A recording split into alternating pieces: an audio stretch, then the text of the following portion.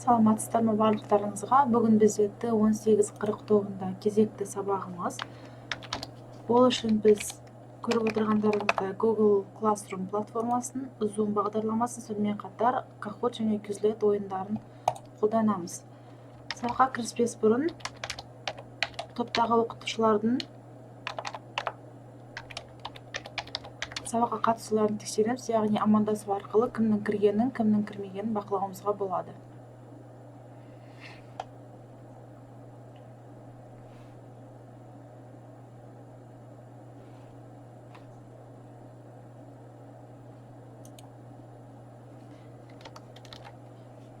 Екіншіден, Zoom қосымшасының идентификаторын беру арқылы балаларымызды сабаққа, яғни жаңа сабақ пен өткен сабақты қайталауға шақырамыз.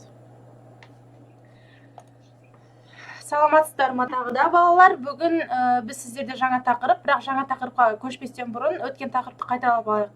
Естеріңізде болатын болса, біз сіздермен үлкен бір тарауды бастаған едік. Бірақ оған дейін сіздерден сұрағым келіп тұрғаны, ол автокөлік негізгі 3 бөліктен тұрады деп айттық. Қандай бөліктер?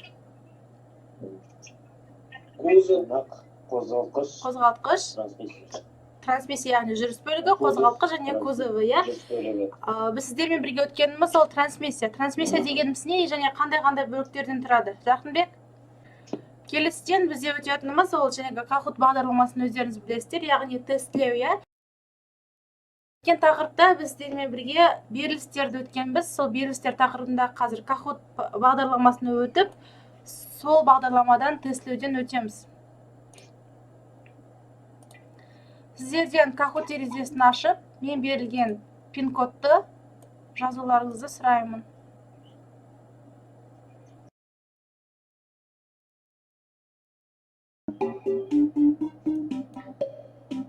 Барлығымыз тіркелдік, мен ойынды бастаймын. Беріліс қорабы. Беріліс қорабы нешеге түрге бөлінеді? 3, 4, 6 және 7.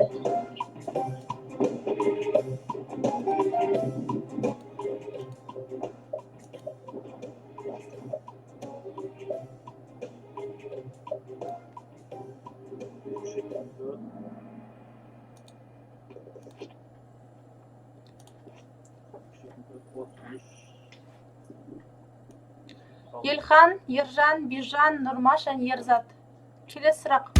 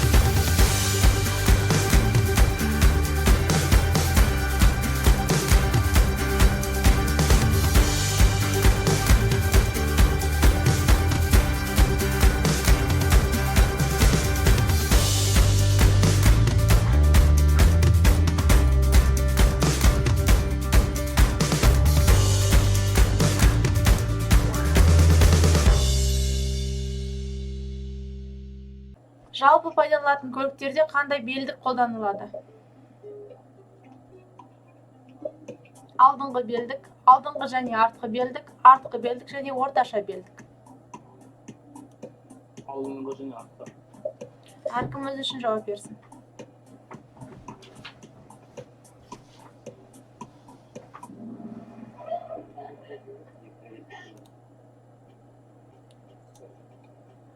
Сонымен беріліс қорабы орындары: Ерзат, Елхан, Бижан. Құттықтаймыз. Жұмаға бермесек. Ерзат. Бижан және Елхан. Сонымен бүгінгі өтетін тақырыбымызға келетін болсақ, бүгінгі өтетін тақырыбымыз яғни берілістің түрлері механикалық беріліс және гидромеханикалық беріліс. Соның ішінде сіздерге Google Classroom платформасында карданды берілістерді және презентация түрінде бердім. Онымен танысып, және берілген тапсырмаларға өз беттеріңізбен жауап берулеріңіз керек. Ал қазірге берілістің түрлерін түсіндіретін қысқаша бейнероликке назарларыңызды ұсынамын.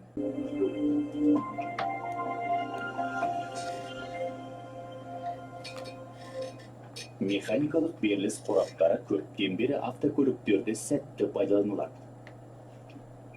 Ол бүгінде трансмиссияның ең танымал түрі.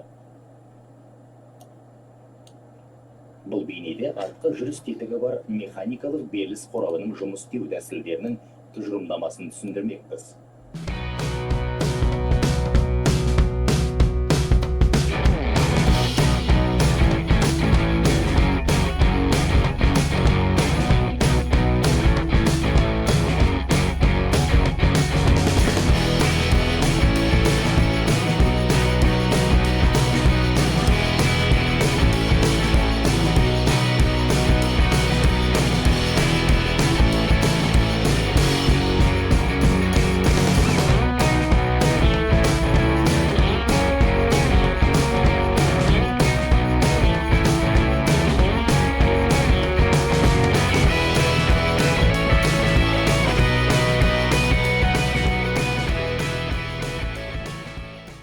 Яғни көріп отырғаныңыздарда, бірінші, екінші және үшінші, төртінші сатылы беріліс қораптар, яғни автоматты беріліске кезінде және жылдамдықты ауыстыруды айтамыз ғой. Сол кезде бұл берілістер бір-біріне ілінісу арқылы және бізге жылдамдық береді. Яғни сіздерге кірістегі жылдамдық, шығыстағы жылдамдық бірінші және төртінші деп көрсетілген, және бірінші жылдамдық пен төртінші жылдамдық. Түсінікті ма?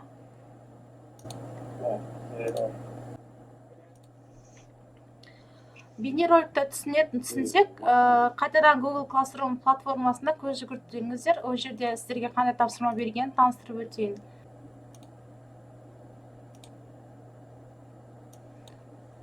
Яғни қараған болсаңыздар, тапсырмалар барысында мен сіздерге қазір әзірге черновик ретінде тұр. Қазір берілме, карданды берілістер, ол жерде берілген және бейне материалымызбен бізге берілген презентациям және карданды берілістерді көретін болсаңыздар, тест тапсырмасымен осы тапсырманы қайталауға арналған 18 деген санмен белгіленген тапсырма берілген. Бірақ ол тапсырмаға келместен бұрын біз қазір жәнегі тақырыпты қорытындылау барысында Quizlet.com сайтына кіріп, яғни мен сіздерге сілтеме бердім. Сол сілтемеге кіру арқылы сіздер Quizlet сайтына өтіп тапсырмаларды орындауларыңыз қажет. Яғни сілтемені басқан кездерде сіздерге осындай парақша ашылады. Тест деген батырманы басып, жәнегі берілген механикалық беріліс, іске қосу жүйесі, сонымен қатар карданды берілістер, яғни берілген тапсырма бойынша жұмыс жасайсыздар. Яғни бұл Quizlet сайты бізде ағылшынша, қазақша терминдермен жұмыс жасауға мүмкіндік береді.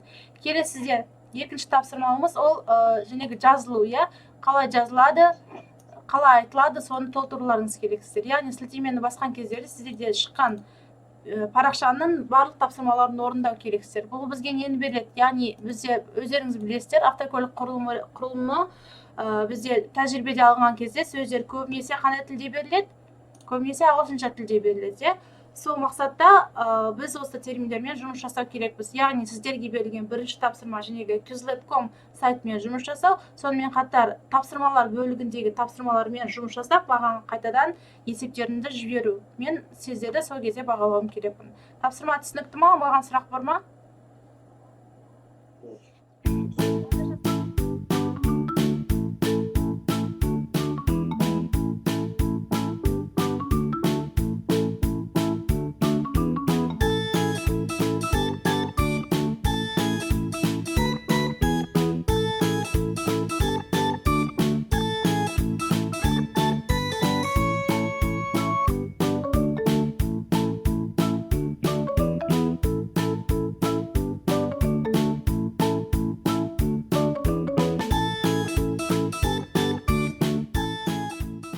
сонымен бүгінгі өткен тақырыбымыз яғни берілістер, гидромеханикалық беріліс, карданды берілістер өттік.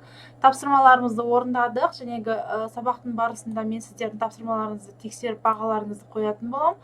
Ал ендігі кезек рефлексияға келетін болсақ, рефлексиямыз ашық микрофон әдісімен өтеді.